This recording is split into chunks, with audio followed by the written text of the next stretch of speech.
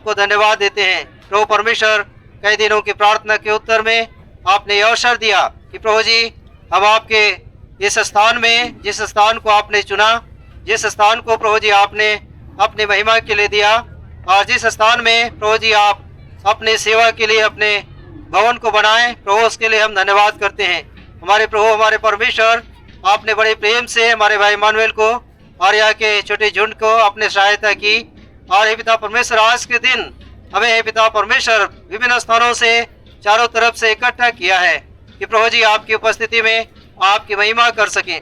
प्रभु परमेश्वर, हम आपसे विनती करते हैं, आप हमारे महान परमेश्वर होकर के इस काम को प्रभु जी जो भवन बनाने के लिए प्रभु जी आपने प्रेरणा दी है और जो भवन के लिए स्थान दिया है, उसमें प्रभु जी आपकी महिमा के लिए, आपके उद्देश्य को इस पृथ्वी पर पूरा करने के लिए, और हे पिता परमेश्वर आपकी सेवा को जब तक आप महिमा में प्रकट नहीं होते हैं प्रभु, उस दिन तक आपकी सेवा पूरी हो, उसके लिए हे प्रभु इस स्थान में प्रभु जी आपके भवन के लिए नींव डालने के लिए आपने अपने दासों को, अपने संतों को अपने खून के द्वारा से खरीदा है, उन सबको एकत्र किया है, उसके लिए आपकी स्तुति करते हैं। हमारे महान प्रभु, स्वर्ग और पृथ्वी के परमेश्वर, आपका सिंहासन स्वर्ग में है और प्रभु जी ये पृथ्वी आपके चरणों की चौकी है। हे प्रभु परमेश्वर, आपके परमेश्वर भवन आपके लिए कैसा बनाए, पर आप इतना महान परमेश्वर होने पर भी हमारे प्रभु यीशु मसीह को मनुष्य के रूप में भेज करके इतना नम्र और दीन किया। और हे पिता परमेश्वर, आज केवल इस स्थान में नहीं, पर हम हरेक के हृदय में, जिनको आपने अपने लहू से खरीदा है, हृदय को भी प्रभु जी अपना निवास स्थान बना करके आप हे पिता परमेश्वर हम सबको आपका घर के रूप में, आपके कलीसिया के रूप में आज एकत्र किया है, उसके लिए धन्यवाद देते हैं। बड़ाई प्रशंसा आदर करते हुए आज की सेवा को पूरा करने के लिए अनुग्रह दें। अपने दास को अपने आत्मा का अभिषेक दें, अपने वचन के द्वारा से प्रकट करें और आपके वचन की सच्चाई को हमारे लिए खोलें, ताकि प्रभु परमेश्वर आपकी महिमा करते हुए इस स्थान में आज प्यार प्रभु जी नींव के पत्थर रखा जा सके, उसके लिए हम विनती करते हैं। आप हमारे प्रभु होकर हमारे बीच में आप चलता फिरता हुआ आप दिखाई दें और आप चलता फिरता हुआ हमें अनुभव करने के लिए आप सहायता करें। इस रीति से प्रभु आप हमारे हृदय में वास करने वाले, हमारे हृदय में संगति रखने वाले, हम सबको एकत्र करके आपका निवास स्थान आपने बनाया है, आपकी कलीसिया के रूप में, उसके लिए धन्यवाद करते हैं। बड़ाई प्रशंसा आदर करते हुए इस समय के लिए आपकी ओर ताकते हुए हमारी ये प्रार्थना लाते हैं हमारे उद्धारकर्ता तारनहार प्रभु यीशु मसीह के नाम से, आमीन। एक्सोडस निर्गमन 8 अध्याय और 25 पद, 25 अध्याय 8 पद, निर्गमन 25 अध्याय का 8 पद, सब लोग निकालो।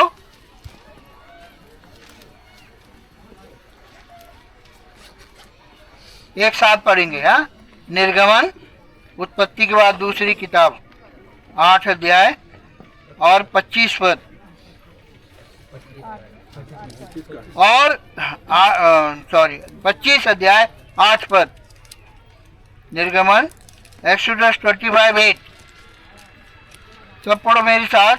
और वे मेरे लिए एक पवित्र स्थान बनाए जिसमें बीच में वास करूं। दुआ करें। प्रेमी दयालु पिता महान ईश्वर सर्वशक्तिमान प्रभु, धन्यवाद देते इस वचन भाग के लिए। प्रभु जी, इसके द्वारा कुछ अनमोल बातें हमें सिखाओ, हमारी आत्मा की चरवाई करो, अयोग दास पर दया करो और आपकी दया भरपूरी चाहते हैं। आप ही हमारे भरपूरी के परमेश्वर हो, हमारी सब बातों में अगुवाई करो, आपके अनुग्रह और दया में हम सबको सुधारो हे प्रभु, और आपके बड़ी भरपूरी प्रकट की जाए। मानव जाति के लिए क्या क्या आपका उद्देश्य है उसको आप प्रकट करो। अयोग दास पे दया करो, प्रार्थना सुनो, प्रभु यीशु के नाम से मांगते हैं, आमीन।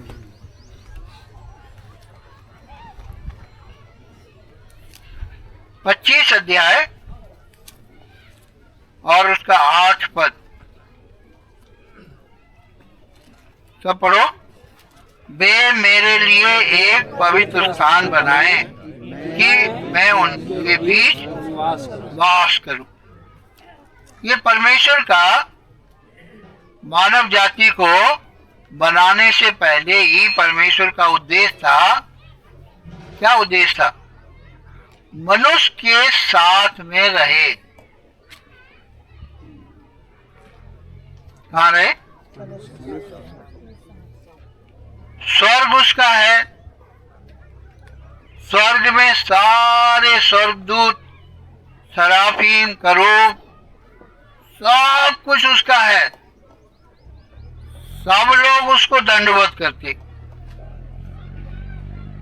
आराधना करते। कब आराधना करते? दिन रात।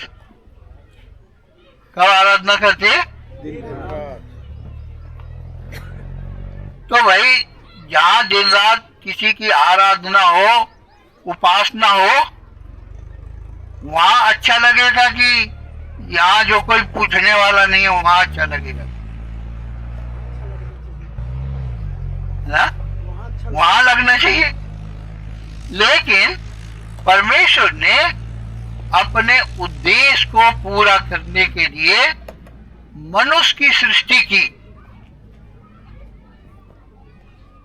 मनुष्य की सृष्टि क्यों की? क्योंकि परमेश्वर का उद्देश्य पूरा करना है। पहले तो परमेश्वर ने आकाश और पृथ्वी की सृष्टि की। इतनी लिखा ना, उत्पत्ति 1 अध्याय, उत्पत्ति पहला अध्याय पहला पद में क्या लिखा? आदि में परमेश्वर ने आकाश और पृथ्वी की सृष्टि की। सो इसका मतलब क्या है? जो सृष्टि कर रहा है वो सृष्टि से अलग है कि नहीं? मान लीजिए कंप्यूटर बनाया किसी ने, ठीक है, तो कंप्यूटर बनाने वाला कंप्यूटर से अलग होगा कि नहीं? सो ईश्वर ने मनुष्य को बनाने के लिए क्यों बनाया है आप लोग जानते हो। सबसे पहले स्वर्ग में एक स्वर्गदूत ने बलवा किया। आप जानते ना कहानी, उसका नाम लूसीफर। और उसने देखा कि अरे सब, और वही लीडर था, सब उसी के कहने पर सारे स्वर्गदूत परमेश्वर को दंडवत करते थे। सब कुछ, पूरा स्वर्ग इस लूसीफर के उंगलियों के द्वारा, मर्जी के द्वारा चलाया। एक दिन उसके मन में घमंड क्या आया, अरे कितना अच्छा होता है, मुझे ही दंडवत करते। तो परमेश्वर तो विचारों को जानता है, उसके मन में आया ही था कि परमेश्वर ने उसको स्वर्ग से गिरा दिया। गिराने से क्या हुआ? स्वर्ग से गिराएगा तो स्वर्ग और पृथ्वी दो ही तो बना है, कहाँ गिरेगा? पृथ्वी पर। और पृथ्वी को जो इतनी सुंदर थी उसको तहस नहस कर दिया। उत्पत्ति 2 अध्याय पहला अध्याय 2 पद में क्या लिखा है? और पृथ्वी बेडौल और सुनसान, और पूरी पृथ्वी पर अंधेरा छाया था। लिखा है कि नहीं? तो जब परमेश्वर ने आज में स्वर्ग पृथ्वी बनाई तो ऐसी खराब थोड़ी बनाई होगी। स्वर्ग भी बढ़िया बनाया तो पृथ्वी भी बढ़िया बनाया, लेकिन उसने पृथ्वी को आकर के ढकेल दिया तो पृथ्वी पे गिरा, पृथ्वी को उसने बर्बाद कर दिया। अब परमेश्वर का उद्देश्य है कि इस शैतान को, बाद में वो शैतान कहलाया, अब शैतान को किस तरह डिफीट किया जाए, हराया जाए। अगर परमेश्वर कह दे भस्म तो भस्म हो जाता, तो इसमें कौन सी बड़ी बात? वो तो सामर्थ्य है ना? आप सामर्थ्य हो, इस हारमोनियम तोड़ फाड़ के जला दो तो कौन सी बात, क्योंकि तुम सामर्थ्य हो। तो परमेश्वर ने कहा नहीं, इस मिट्टी से ही इस शैतान को हराएंगे। इस मिट्टी के द्वारा ही, इस पृथ्वी के द्वारा ही शैतान की सारी युक्तियों को फेल करेंगे। तो इसलिए परमेश्वर ने क्या किया? आदम को बनाया। किसको बनाया? बाबा आदम। पहला व्यक्ति, पहले आदम बनाया, हवा नहीं बनाई। आदम को बनाया और खूबसूरत बनाया। आदम को मिट्टी से बनाया। किससे बनाया? और परमेश्वर ने उसको पूरा ज्ञान दिया, बुद्धि दिया, पूरी फुल ताकत दिया। आदम और परमेश्वर में कोई अंतर नहीं था, फुल ऑफ विजडम। इसलिए तो उसने सारी सृष्टि के लोगों के नाम रखे। सारी सृष्टि के नाम किसने रखे? आदम ने। तो इतनी बुद्धि होना चाहिए ना, इतने पेड़ों के नाम, पक्षियों के नाम, सृष्टि के नाम, मछलियों के नाम। देखा ना, जो जो नाम आदम ने रखा वही नाम हो गया। तो कितना विजडम चाहिए ना। यानी पूरे भरपूरी से अपने स्वरूप में, अपने शकल में बनाया। अब ये बात शैतान को अच्छी नहीं लगी। दूसरी बात, परमेश्वर रोज इस मनुष्य से संगति करने के लिए आता था। पढ़ते ना उत्पत्ति की पुस्तक में। फिर परमेश्वर ने आदम की सहायता के लिए हवा को भी बनाया। बाइबल में 4 सृष्टि है, 5 सृष्टि है। पहला आदम की सृष्टि, फिर दूसरा हवा की सृष्टि। जैसे आदम को बनाया वैसे हवा को भी, स्त्री को भी बना देता? नहीं, आदम की पसली से ही उसने हवा को बनाया। एक ही दिन नहीं बनाया, एक जैसा नहीं बनाया ना। स्त्री को स्त्री का रूप है, पुरुष को पुरुष का रूप दिया, और एक दिन में, एक ही दिन नहीं बनाया। और बनाने के बाद में परमेश्वर ने जब हवा को आदम के पास लाया और उसने तुरंत पहचान दिया, ये मेरी हड्डी में की हड्डी और ये मेरे मांस में का मांस है। अब ये नर से निकाली, इसलिए नारी कहलाएगी। तीसरी सृष्टि आदम और हवा से जो संतान हुई, हम और आप। हम लोग, आप कौन है? आदम की संतान। चौथी सृष्टि प्रभु यीशु मसीह की। बिना पुरुष की सहायता के कुंवारी मरियम को गर्भ रहा। बिना पुरुष की सहायता से एक चमत्कार हुआ। क्योंकि अगर हमारे और आपके जैसे प्रभु यीशु का जन्म होता तो वो भी पापी होते, उनके जीन्स आते ना। हम लोग आप लोगों को, आप लोग क्यों पापी हो? क्योंकि पाप हमें विरासत में मिला। यानी आदम हवा के बेटा बेटी हम लोग हैं। सांप का बच्चा सांप, पापी का बच्चा पापी। लेकिन ये जो शैतान ने ईश्वर के उद्देश्य को फेल करने के लिए उसने बहकाया और पाप में गिराया। लेकिन परमेश्वर को कोई हरा सकता है? इसीलिए परमेश्वर ने उसी आदम के द्वारा शैतान को हराने के लिए ये सारी योजना बनाई। पहली योजना, हर रोज परमेश्वर आदम हवा से संगति करने आता था। कहे भैया इतना बढ़िया स्वर्ग, सब तुझे दंडवत करते, काय को पृथ्वी पे आना? नहीं, आदम हवा ईश्वर स्वरूप में थे जब तक पाप नहीं किया।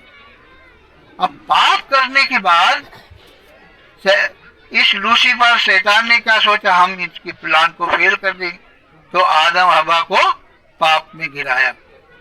लेकिन परमेश्वर के उद्देश्य को कौन परमेश्वर आदम को, आप सब लोग सब जानते हो, आदम की बगीचा से निकाल दिया। अब पहले काम नहीं करना था, परमेश्वर ने कहा अब तो पसीने की रोटी खाएगा। सब कुछ आप जानते हो। आखिर में हम देखते हैं ईश्वर का प्लान करने के लिए परमेश्वर ने उनको एक बेटा दिया उसका नाम एनोश। बोलो क्या नाम? अब वहां से लोग प्रार्थना करने लगे। उत्पत्ति 4 अध्याय का आखिरी पद पढ़ दो जल्दी, पढ़ने में थोड़ा मदद करो। उत्पत्ति 4 अध्याय का आखिरी पद। सेत के भी एक हाँ। पुत्र उत्पन्न हुआ हाँ और उसने उसका नाम एनोश रखा। हाँ उसी समय से लोग यहोवा से प्रार्थना करने लगे। हाँ, उसी समय से लोग प्रार्थना करने लगे। पाप के कारण सारी दुनिया भूल गई थी पाप में, लेकिन जैसे ही सेत एनोश पैदा हुआ सेत के, तो प्रार्थना शुरू हो गई। और फिर हम देखते हैं परमेश्वर ने हाबिल के द्वारा, किसके द्वारा? हाबिल के द्वारा परमेश्वर को महिमा मिली। उसने परमेश्वर की इच्छा के अनुसार बलि चढ़ाया। आपको शॉर्ट में बता रहे, हाबिल को कैन ने मार डाला, उसी के भाई ने। एक तरफ परमेश्वर, एक तरफ शैतान उसके उद्देश्य को फेल करने में लगा है।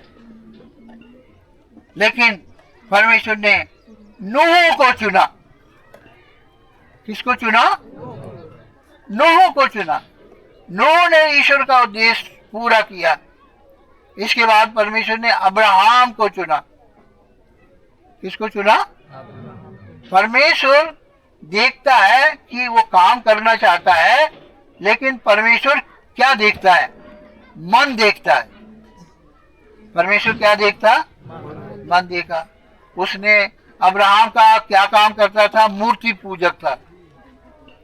वो मूर्ति बनाता था और बेचता था। एक दिन उसके मन में आया, अरे क्या मैं ईश्वर को बना सकता हूँ? जिसने मुझे बनाया उसके मन में ये विचार आया, अपने आप आया। और इसके बाद में उसने कहा, नहीं, हम गलत कर रहे, हम ईश्वर को कैसे बना सकते? और ईश्वर तो कहीं है, और जब ईश्वर के बारे में सोचोगे तो मिलेगा, और तुम ईश्वर के बारे में सोचोगे तो कहाँ से मिलेगा? कोई तो है ईश्वर, कोई तो है सृष्टिकर्ता, इतने बड़े ब्रह्मांड को चलाने वाला कोई शक्ति तो है। अगर आप ढूंढोगे तो मिलेगा। अब्राहम के मन में ऐसा विचार ही आ रहा था। नेहमिया की पुस्तक निकाल, नेहमिया की पुस्तक 9 अध्याय। कुछ करूंगा, खाली 3 लोग पूरे दुनिया पे, 3 जातियां राज करनी, मेरे को कुछ करना है। और जब उसने किया तो ईश्वर ने भी मदद किया, नहीं किया? देखो, नहीं तो 3 ही लोग राज करते थे, बाकी के कौन है? हरिजन है, गिरिजन है, बैकवर्ड है, बस सब कोई इनको पूछता ही नहीं था। ना ये स्कूल पढ़